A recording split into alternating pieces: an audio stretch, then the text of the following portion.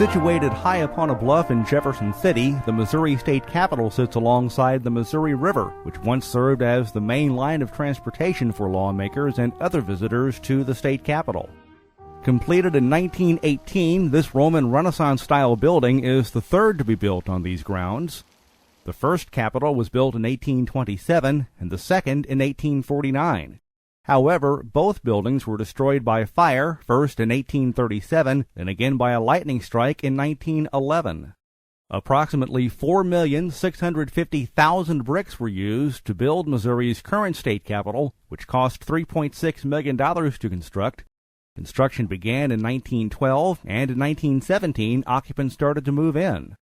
A statue of Thomas Jefferson towers above visitors' heads when they enter into the building through two 13 by 18-foot bronze doors. It is said these are the largest bronze doors cast since the Roman era.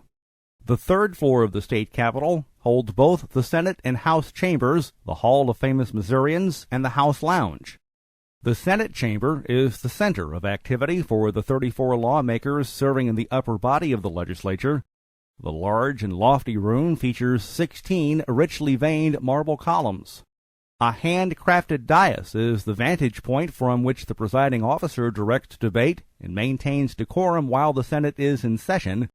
The dais is encircled by a wraparound desk that provides a work area for the Secretary of the Senate and the Secretary's staff.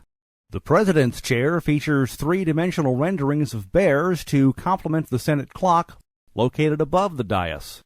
34 desks original to when the Capitol was completed in 1917 dot the Senate floor. Both the dais and the desks are made from American walnut. Key periods of Missouri history are depicted on 4 murals and a painted glass window featuring the landing of Hernando de Soto, the first European to set foot on Missouri soil. The murals depict Daniel Boone at the Judgment Tree during Missouri's colonial period, Thomas Jefferson greeting Meriwether Lewis and William Clark during the state's territorial period, Francis P. Blair's speech at Louisiana, Missouri during the Civil War era, and Senator Thomas H. Benton's speech at St. Louis during Missouri's era of westward expansion. Inspirational quotes are located in between 2 sets of murals, and a tasteful combination of classic millwork and intricate bas-relief, a sculptural technique, is found throughout the Senate chamber. Opposite the Senate is the House of Representatives, in which 163 members make up the other branch of the legislature. 12 noble columns line each side of the chamber. 163 identical mahogany desks are neatly arranged on the floor of the House. The dais is a brilliant example of architecture and workmanship, with richly carved engravings that feature the state seal and the official state motto. The Speaker's chair also features hand-carved renderings of 2 grizzly bears, which represent bravery and strength. The glowing colors in the large mosaic glass window above the Speaker's desk portray the glory of Missouri in peace. This work by H.T. Schlottermont of New York pays homage to Missouri as the start of the westward expansion in the United States. A vast painting by Charles Hofbauer called The Glory of Missouri in War depicts the unquenchable fire of Missouri courage and the strenuous activity of Missouri efficiency. It was donated by France to honor a Missouri battle unit from World War I. Both works of art portray the glory of Missouri in both peace and war. On each side of the lofty room, 10 beautiful stained glass windows represent the greatest characteristics of democracy, including liberty, equality, law, justice, fraternity, progress, honor, truth, virtue, and charity. Located in the rotunda between the 2 legislative chambers on the 3rd floor is the Hall of Famous Missourians. This collection honors individuals who have been recognized for their outstanding achievement or contribution to the Show-Me State. This ever-growing collection contains a collection of bronze busts that depict these famous Missourians, with the first, Samuel Langhorne Clemens, a.k.a. Mark Twain, inducted on September 8, 1982.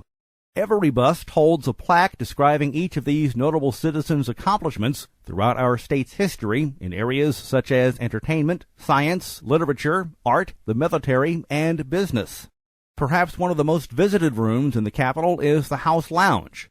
This room contains the famous mural, A Social History of Missouri, by Missouri-born artist Thomas Hart Benton, one of the most notable artists from our state. His namesake, his great-uncle, was one of the first 2 U.S. senators elected from Missouri. Before the room received its masterpiece, legislators used the lounge as a place to congregate since they did not have their own offices at that time. Today, with the exception of meetings scheduled by lawmakers, the lounge continues to remain open to the public. Benton unveiled his realistic interpretation of Missouri's social history in December of 1936, which features Jesse James, Huckleberry Finn, the Pony Express, the Civil War, and many other people, places, and events that helped shape Missouri into the state that we know today. More than 25 years after the murals were finished, they were restored to their original state and are maintained with the help of proper air conditioning units and moisture controls in the room. Visitors notice the story Benton tells in his famous work by moving their eyes from wall to wall. The north wall features the pioneer days. The east wall shows Benton's depictures of politics, farming, and law in our state, and the south wall showcases the growing metropolis of Kansas City and St. Louis. At one time, a group of lawmakers wanted to paint over Benton's masterpiece, saying the subject matter did not represent Missouri. However, the proposal to destroy the murals never came to fruition. Today, the artwork is estimated to be worth millions. Down one floor, several executive offices are home to certain statewide officials, ranging from the governor and state auditor to the state treasurer and the secretary of state. The lieutenant governor's office is located on the first floor. Missouri is only one of a handful of states that house statewide officials in its Capitol building. 41 half-moon-shaped paintings, or lunettes, also line the hallways of the second floor. Most of these decorative paintings, which illustrate Missouri's resources and history, were installed between 1920 and 1922. 2 of these lunettes are thought to play tricks on the eyes of those who look at them. The Artery of Trade features the Great Eads Bridge over the Mississippi River at St. Louis, and Reclamation in the South showcases the fertile lowlands of southeast Missouri. Both paintings give the optical illusion of a changing perspective while viewing the artwork from either direction. The first floor of the state capitol houses 2 museums. One features the state's history and the other its resources. These museums offer visitors an impressive collection of exhibits portraying the state's natural and cultural history. Exhibits include History Hall, which features many artifacts from the Civil War, the Missouri Veterans Gallery, which contains rotating artifacts from the Seminole War all the way to Operation Enduring Freedom. Resources Hall, which showcases the interaction between the state's natural and human resources, and Foundations Gallery, which displays exhibits on Missouri's state government and the buildings that have served as Missouri's capital. Nestled in the middle of these 2 museums and right below the Capitol Dome is a large seal of the state wrought in bronze. The Great Seal of Missouri was designed in 1822 by Judge Robert Wells. The emblem brings together significant symbols reflecting Missouri's past, present, and future. The Latin verse on the bottom is the state's motto, "Let the welfare of the people be the supreme law." The Roman numerals for 1820 indicate the year Missouri began operating as a state, and the large star surrounded by 23 smaller stars signifies Missouri's 1821 status as the 24th state. The state capitol is surrounded by works of art. 2 stately fountains flank the sidewalks that lead to the front of the building.